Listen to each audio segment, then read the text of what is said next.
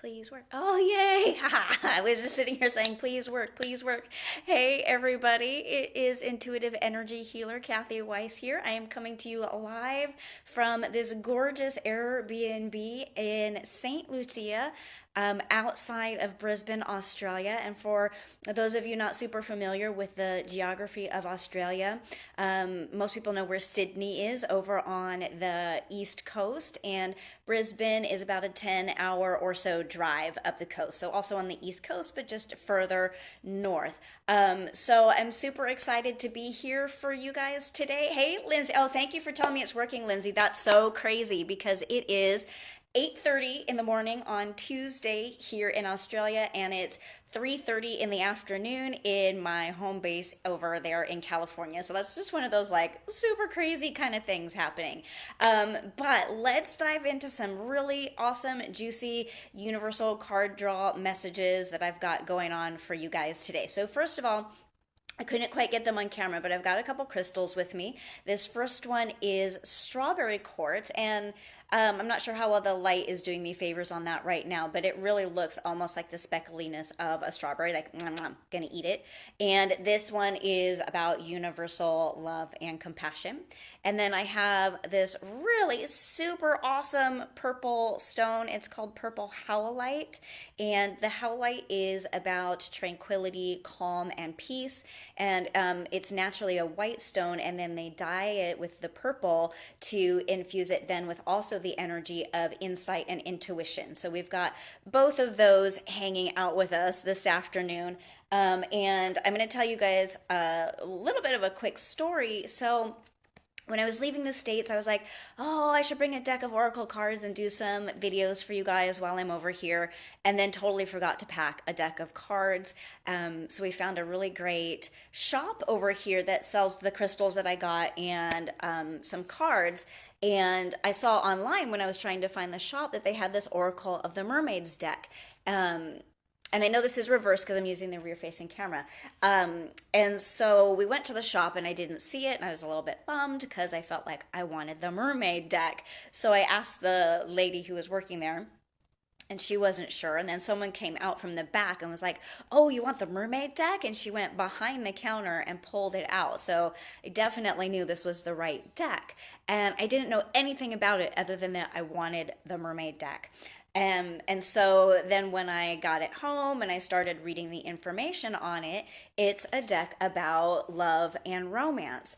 And when I read that, I had like three things. I don't know if they were like thoughts or just like a knowingness that came up for me. The first one was if I had known that, I wouldn't have chosen this deck because for me, romance is awesome and fabulous and has been for 18 years. And I also knew that this deck wasn't for me. This deck is for somebody watching, whether it's live or later. This deck is really for you. Super cool. And then the third thing I thought when I looked at and read the information on the deck was it's all connected. And I wanted to like think that out and try to make sense of like how is romance all connected and why is this deck relevant to anyone who's watching.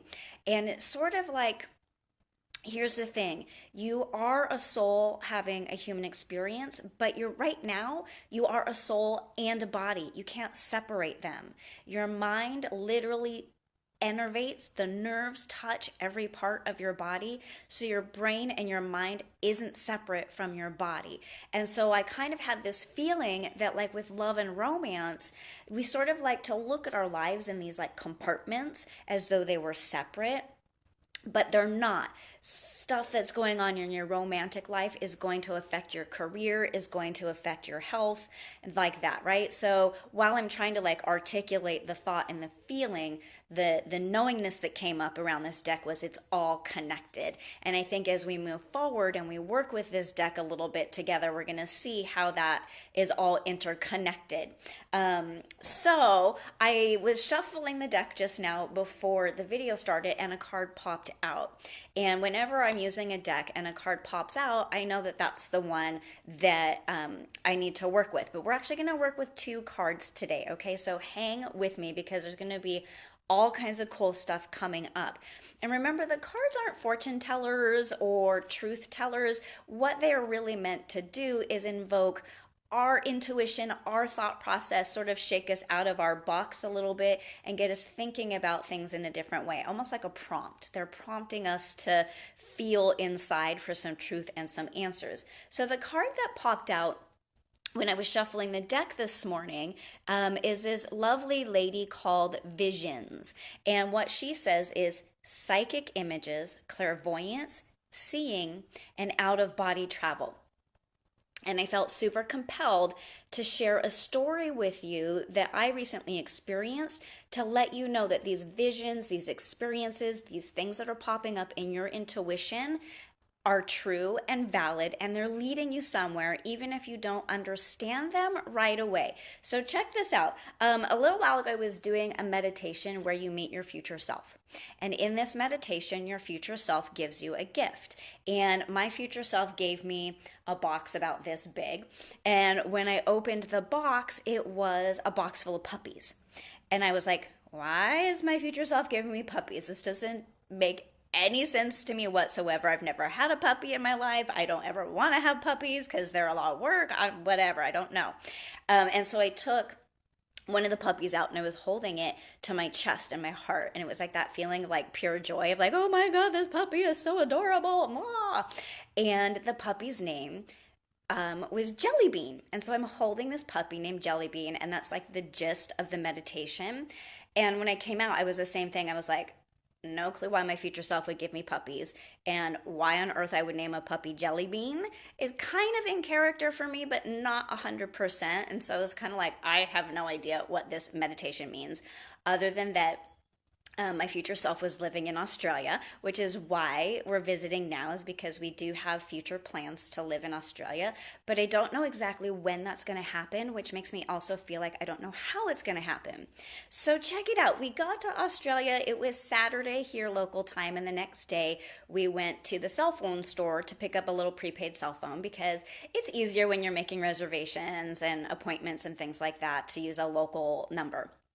And so while we're waiting our turn, these other people come into the store who are friends with someone who works there. And that guy went in the back and came out and handed them a bottle of water and bleep you not, guys, bags of jelly beans. And I was like, okay, so are these jelly beans like affirmation of that meditation I had, the like reassurance that we will end up living in Australia? Super crazy. But so check it out. Yesterday we went to the koala sanctuary, and I was like, I have to see the baby koalas because they have them like in different sections, like the boys are over here and the girls are over here and the moms with the babies are over there. So we're going and we're looking at the babies. And by the way, go follow me on Instagram at lightworker_Kathy, and I will post a picture of these baby koala bears in a little bit because, oh my God, ridiculous. But so I happened to look at the sign, and on the sign for the koala bears, it says Jelly Bean Babies. Okay, like what is happening? So crazy. So my point is, when you have those visualizations or those sort of like weird things that you don't feel like make any sense, it's a reminder that they're leading you somewhere. Your guardians and your angels are affirming for you things that you're uncertain about. So there is a truthfulness to all of this stuff. And I feel like that is leading us into the card that's not going to be the universal message for everyone that is watching. Yeah, Lindsay says you're moving. Love it. I know. I can't wait. To have that happen. But what's cool too is that for those of you who are over there in my home base in California in the United States, there's really great times when we can still meet up via the magic of technology, right? Okay, so I'm going to pull a card now that is a universal message for everybody who's watching live or later from my new Mermaid deck. Let's split it right about here in the middle. And this one says experiments. Manipulation of nature, forcing change, cruelty in the pursuit of knowledge, and arrogance. Wow, this is kind of a dark card, you guys. And I mean, even if you look at the image, it's really dark. We've got this hooded figure, and the mermaid looks a little bit 50-50. She's kind of entranced by it. And she also looks a little bit like hesitant, like she's backing away. And the thing that's really like jumping out at me off this card is those words about forcing change. And I hear the word resistance. So it feels like some of us are clinging to some change that's arising for us.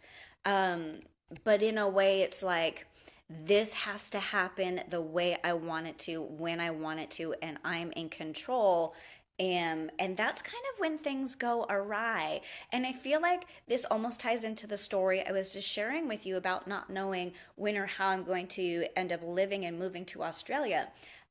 Because as much as I desire that, and my husband desires it with me, there we have to allow it to unfold at its natural pace. And had things gone the way we wanted to, we would be living here this month. Like that was the original goal, or even by January of 2019. And that goal's not going to be met, but we still know it's happening, right?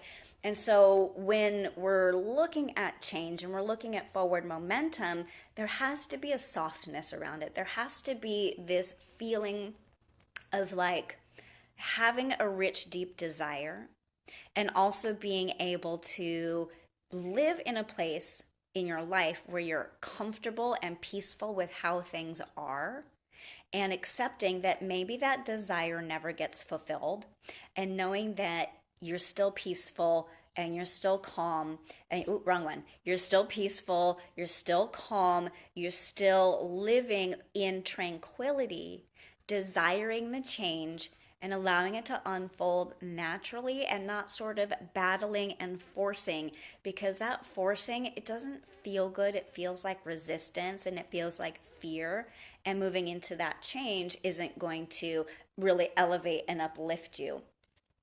You know what? I want to dive into the guidebook. I haven't even cracked this guidebook open really yet, so I don't know too much about the deck, but the way I use guidebooks, guys, is I just peek in and something is going to jump off of the page for me that I know is what we need to hear or support the messages that are coming through today. So let's just take a quick little peek. And what it says is, we are concerned that we are seeing the errors of pride, hubris, arrogance repeating themselves in this time. We are concerned that the terrible experiments that occurred in Atlantis are being repeated. And it just says we are concerned. So what I'm hearing for a lot of you guys is that your angels and guides, they love you so much, and they want to guide you forward in your life through your intuition, through your instinct, through those visions and knowingnesses that you carry inside. But a lot of times then we feel like we've got to crush that into reality, and we've got to like smash that into existence. And we can see it all in your own life, in your own past. Lindsay says that has meaning for me. Crazy. That's why, hey, I said this deck is for you guys, not me. But when we're like crushing things into existence, they tend, number one, not to work. And so I feel like that little snippet where it said like the thing about Atlantis, and using mythology, but you can look at your own life. And all of us, we're grown-ups now. We've all like made mistakes and missteps in our life, and we can look back and see where we forced change into our lives and it didn't work, or it was really uncomfortable, or we went through a long period of pain and struggle through that forcing. And when what I'm hearing is like change is arising for all of us. This is the quality of nature, is that there's always change, but you have to soften in and let it unfold naturally and not fight against it so much. Okay, I'm hearing peek back in the guidebook. There's going to be one more thing. It says, you have spoken up, and we know you will, just by self-love, kindness, and activism, bring about change through your compassionate actions. So we do take inspired action in our life, and it needs to be a kind action. Even if you're taking action out of frustration or anger, your action can still have compassion and kindness. And so that's where this universal love and compassion energy comes in. So what I'm hearing is that this message is complete. And I know when we do universal messages, they're a little bit vague and they don't necessarily have action steps because they're not personalized to one person, but kind of more broad and general. So if this message is kind of resonating with you, but you're feeling like you need a little bit more that's personal, or you need some real action steps in your life to kind of bring this compassionate change kindly into fruition, feel free to reach out with me. I may be on the other side of the world from where my home base is right now, but I'm still available to you. And we could even hook up if we need to while I'm here. So feel free to shoot me a private message or even comment down here on the video. And have a beautiful Monday or Tuesday wherever you are on this amazing planet. I love you guys so much for tuning in and watching, and I will be back again. Hang out with me over here on Facebook to stay tuned for when the next video is going to come, but it'll definitely come. And like I said, over there on Instagram at lightworker_Kathy, go watch my stories for pictures of like baby koala bears and other adventures over here in Australia. Okay, you guys are fabulous. I love you, and I will see you again soon. Namaste.